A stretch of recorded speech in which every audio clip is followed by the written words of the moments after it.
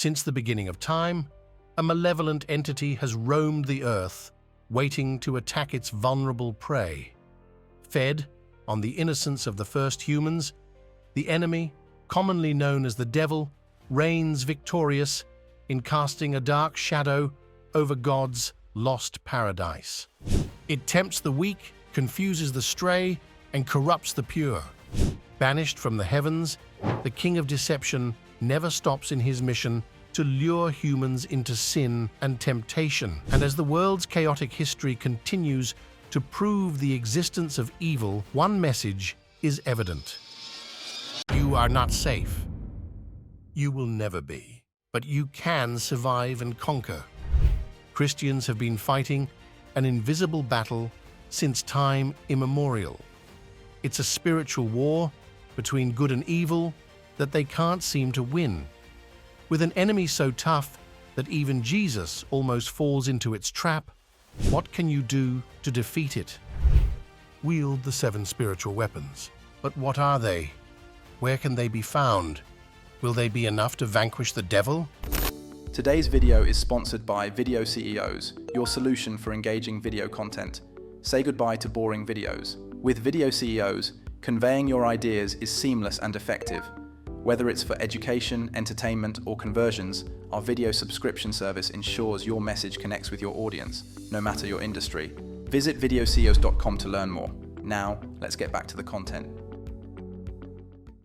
Scripture. For thousands of years, scriptures have been handed down from one generation to another. They are translated into various languages, adapting to the changing world. But how does a few pieces of paper eliminate evil? Scriptures contain not just mere texts, but words of wisdom, guidance, and enlightenment. By studying and internalizing its teachings, individuals gain insight into the nature of temptation and the devil's strategies. Aside from that, it serves as a beacon amidst the darkness for believers to resist the devil's seduction and stand firm in their faith. With these holy texts, believers wield the power to renew the mind and transform the heart, enabling them to resist conformity to the patterns of this world. Virtue. There's nothing more tempting than the 7 deadly sins: greed, pride, lust, gluttony, wrath, envy, and sloth. All of these truly make the world go round, as the devil effectively uses them to seduce people into sinning as if consequences don't matter. But against these formidable foes, the 7 virtues serve as a cure for tainted spirits. Love, compassion, humility, forgiveness, integrity, courage, and faith work hand in hand to guide estranged souls to return to goodness, strength, and spiritual fulfillment while resisting the influence of darkness. Sacraments and rituals. Reading the Holy Book and being kind still doesn't guarantee strong protection from evil. Truth be told, shielding yourself from the devil should start right at birth. But how can you do that? Sacraments like baptism, communion, and confession give believers strength to resist temptation and follow God's path. These rituals show their dedication to their faith and create a special place where the Creator's presence protects them from harm. When believers participate in these rituals with dedication and respect, they trust that they can withstand the devil's attacks. Mindfulness and meditation. As the devil tarnishes one's mind into thinking of the most heinous acts, harnessing inner peace becomes an effective defense. Inner peace allows believers to discern between the voice of darkness and the whispers of the divine, guiding them toward righteous choices and away from the pitfalls of sin. When someone's mind is overwhelmed with sinful and disorderly thoughts, meditating becomes challenging. Yet it's important to manage these thoughts and emotions. This way, a sturdy barrier can rise, powerful enough to keep the devil out. But what if you can no longer endure it alone? Community and fellowship. The devil knows how weak God's warriors are when they're isolated from the world, especially from the ones they love.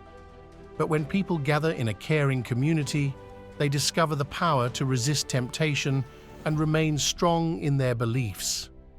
Being able to share experiences, support each other, and be accountable helps them in lifting one another, fostering unity and a sense of solidarity. Also, being with fellow believers offers a haven from the loneliness that the devil uses to spread doubt and sadness. Not one man can defeat a battalion of demons on a battlefield. So starting now, collect your allies before the war shakes up your spirits. Prayer. Apart from the protection, a warrior must learn how to handle a weapon. However, the devil doesn't falter in the face of a sword, a stake, a musket, or a bow and arrow. So how can you inflict pain into its very core? Sincere prayer. When individuals pray, they establish a direct connection with the divine, invoking guidance and strength to resist the devil. By manifesting the power of God's authority, believers rebuke the devil and its minions, commanding them to flee and release their hold over their captives. But none of these would ever work if you miss the most important weapon of all. Faith. When individuals have faith, they trust in the goodness, power, and sovereignty of a higher power, such as God. It provides a moral compass, guiding individuals towards righteous actions and away from sin and spiritual destruction. Even in the face of adversity and hardship, faith offers hope and assurance, reminding individuals that they are loved, valued, and protected. Faith, wielded as the mightiest sword, cuts through the shadows of doubt and despair, piercing the darkness with its radiant light. It is not merely a passive belief, but an indestructible weapon, honed through trials and tempered by unwavering trust. In the hands of the faithful, this sword can end the devil's reign, leading the warriors of God to victory at long last. Many skeptics would doubt the effectiveness of these spiritual weapons against the devil. But then again, it's a battle of belief where the strength of faith and the courage of conviction prevail against the whispers of uncertainties. So, are you armed enough for war?